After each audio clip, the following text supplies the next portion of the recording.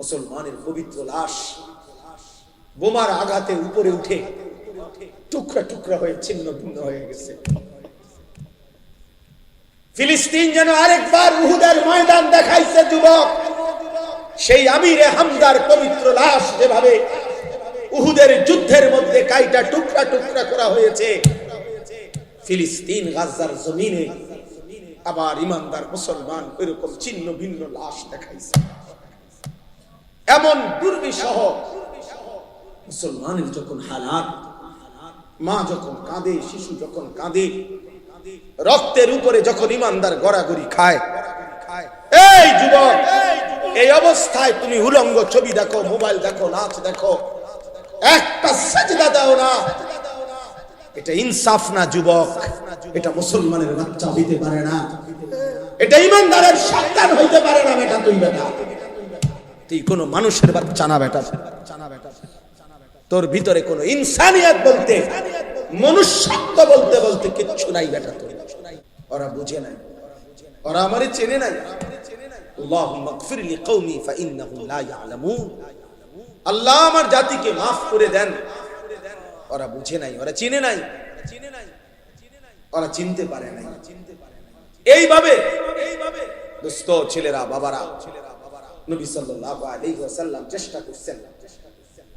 তারিখে ইবনে খাল্লিকানের মধ্যে আছে, আরবি কিতাব। নবী সাল্লাল্লাহু আলাইহি ওয়াসাল্লাম আবু জেহেলের কাছে 4000 বার কালেমার দাওয়াত দিয়েছে। 4000 শুধু আবু জেহেলকে কালেমার দাওয়াত দিয়েছে। এক ফিকির ছিল, কিভাবে আমার একটা উম্মত বাঁচে, কিভাবে আমার একটা উম্মত জাহান্নাম থেকে বাঁচবে, আল্লাহকে পেয়ে যাবে। একজনের ফিকির করছে, 10 জনের ফিকিরও করছে। কখনো একজনের কাছে, কখনো 10 জনের কাছে, আবার কখনো 1.25 লক্ষ সাহাবীর সামনে নবীজি কথা বলছে, কথা বলছে। কবি আরশ पर कभी फरश पर, कभी उनके दर, कभी दर बदर, गमे आशिकी तेरा शुक्रिया, मैं कहां कहां से गुजर गया, कभी हो रास्तू में तन्हा, कभी हो वरूदे सहरा, मैं जुनू का हम सफर हो, मेरा कोई घर नहीं। रसूलुल्लाह सल्लल्लाहु अलैहि वसल्लम যেন বলতেন এটা, মেরা কোই ঘর নেই, আমার কোনো ঘর নাই, উম্মতের দুয়ারই আমার ঘর, উম্মতের দুয়ারই আমার ঘর। কবি হো রাস্তু মে তনহা, কখনো রাস্তায় আমি একাকী ঘুরছি, আল্লাহর কথা ফেরি করছি। কখনো শূন্য মরুভূমিতে একাই হাঁটছি, উম্মতের জন্যই চোখের পানি ফেলছি, চোখের পানি ফেলছি।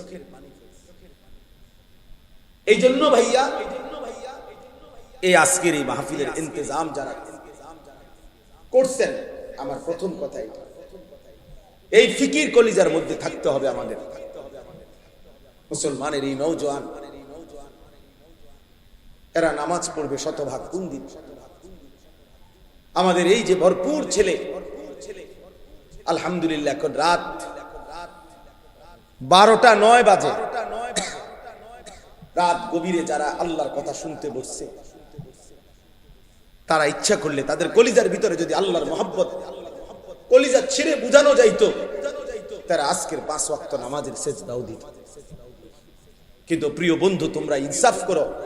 অনেক ছেলে তোমরা আলহামদুলিল্লাহ এত রাত বসছো, এক মৌলবীর বয়ান শুনতা, কিন্তু এমন অনেকেই আছো যারা আজকের সারা দিনে 5 ওয়াক্ত নামাজের 1 ওয়াক্ত নামাজে পড়ো নাই। হাই বন্ধু, আমার দোস্ত, আমার সন্তান, আমার ছেলে, আমার ছোট ভাই, তুমি করলাটা কারে নারাজ করলা, কারে নারাজ করলা, কেমনে পারলা, কেমনে সম্ভব হইল এই বেনামাজি জিন্দেগি? এশার নামাজও পড়লা না, এই অবস্থায় দোস্ত যদি ঘুমাও, অনেকে রাত ভোর জেগে জেগে নারী দেখো, ছবি দেখো, মোবাইলের অস্থির দৃশ্য দেখো, নারী আর ছবি দেখে প্রিয় বন্ধু ছেলেরা শরীর তো নাপাক হয়, হারাম বীর্যপাত হলে শরীর তো নাপাক হয়। এশার নামাজও পড়লা না, শরীরটাও নাপাক, এই অবস্থায় ঘুমায় রইলাম। আমার বন্ধু যদি এই রাত আর ভোর না হয়, এই ঘুম যদি আর না ভাঙে, আল্লাহর কসম, গতকালকের পত্রিকা তো আসছে, ফিলিস্তিনি এক 6 বছরের বাচ্চা, সে সাক্ষাৎকার দিছে, আমি আমার বন্ধুদের সাথে খেলতেছিলাম, হঠাৎ করে বোমা পড়ছে, আমি বেহুশ হয়ে গেছি। আমার যখন হুঁশ আসছে, 6 বছরের মাসুম বাচ্চা বলতেছে, আমি হুঁশ ফিরে আসার পরে দেখি আমার ডান হাতটা নাই, আমার হাত আমার সাথে নাই, আমি আর হাত খুঁজে পাই নাই। কত অনাথ, কত অসহায়, কত বাচ্চা বাবার স্নেহ, মায়ের আদর থেকে বঞ্চিত। প্রিয় বন্ধু, প্রিয় ছেলেরা আমার, বাবারা আমার, ইনসাফের সাথে ভাইবো। এই পৃথিবীতে এই মুহূর্তে রানী মুসলমানের পবিত্র লাশ বোমার আঘাতে উপরে উঠে টুকরা টুকরা হয়ে ছিন্ন ভিন্ন হয়ে গেছে। ফিলিস্তিন যেন আরেকবার উহুদের ময়দান দেখাইছে যুবক। সেই আমিরে হামজার পবিত্র লাশ যেভাবে উহুদের যুদ্ধের মধ্যে কাইটা টুকরা টুকরা করা হয়েছে, ফিলিস্তিন গাজার জমিনে আবার ইমানদার মুসলমান এরকম ছিন্ন ভিন্ন লাশ দেখাইছে। এমন দুর্বিষহ মুসলমানের যখন হালাত, মা যখন কাঁদে, শিশু যখন কাঁদে, রক্তের উপরে যখন ইমানদার গড়াগড়ি খায়, এই যুবক, এই অবস্থায় তুমি উলঙ্গ ছবি দেখো, মোবাইল দেখো, নাচ দেখো, একটা সাজদা দাও না, এটা ইনসাফ না যুবক, এটা মুসলমানের বাচ্চা হইতে পারে না, এটা ইমানদারের সন্তান হইতে পারে না। বেটা তুই, বেটা তুই কোন মানুষের বাচ্চা না, বেটা তোর ভিতরে কোন ইনসানিয়ত বলতে, মনুষ্যত্ব বলতে বলতে কিচ্ছু নাই বেটা তোর।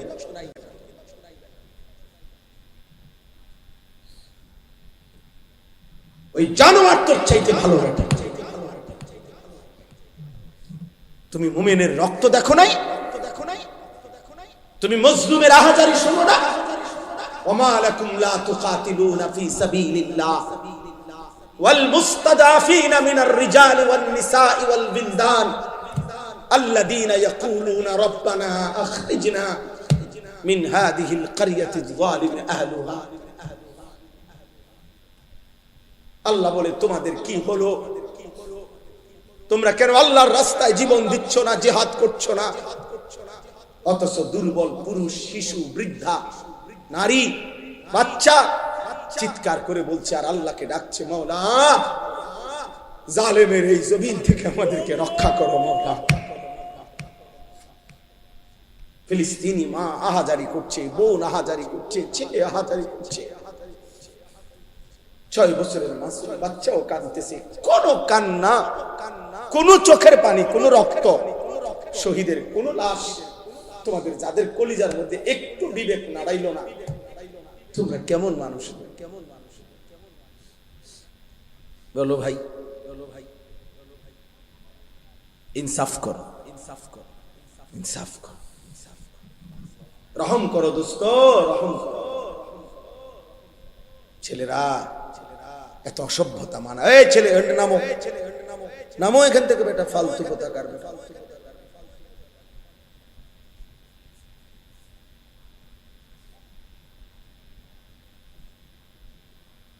বলো মিয়া, ইনসাফ করো তোমরা, আমার কথা রাগ হইও না, ইনসাফ করো। মুসলমানের সন্তান এমন হওয়ার কথা ছিল, ইমানদারের সন্তান এমন হওয়ার কথা ছিল না। একজন মুসলমান, যার বাবা মুসলমান, মা মুসলমান, যার বংশ মুসলমান, যার রক্তে ইসলাম, এইভাবে আল্লাহকে ভুলে, এইভাবে আল্লাহকে ভুলে, এভাবে কিভাবে আল্লাহকে, আমি দাঁড় করাইতে পারবো তো ভাইয়া? এখন তোমরা যারা আজকের সারাদিনে 1 ওয়াক্ত নামাজ পড়ো নাই, আমি তো দাঁড় করাইতে পারবো। চেহারা দেখলে বোঝা যায় বেনামাজি। মুসলমানের সন্তান বাপ কার মতো চুল রাখলাম বাবা, যে বেঈমান তোমার মার বোনের উপর জুলুম করছে, যে বেঈমান তোমার ইমানদার ভাইয়ের রক্তে জমিন ভাসায় দিছে, তুমি তার মতো সাজলা। ছি ছি ছি। মুসলমান এত নির্লজ্জ হয় কেন? ইমানদার এত আত্মমর্যাদাহীন হয় কিভাবে? মনে রাখেন, সবাই এবার বলি, বিজয় ফিলিস্তিনেরই হবে। এই 1450 বছরের ইতিহাসে কখনোই কোনো কালে সম্মুখ যুদ্ধে মুখোমুখি লড়াইয়ে চূড়ান্ত ভাবে কোনো বেঈমান কখনোই জিতে নাই, ইমানদার কখনোই হারে নাই।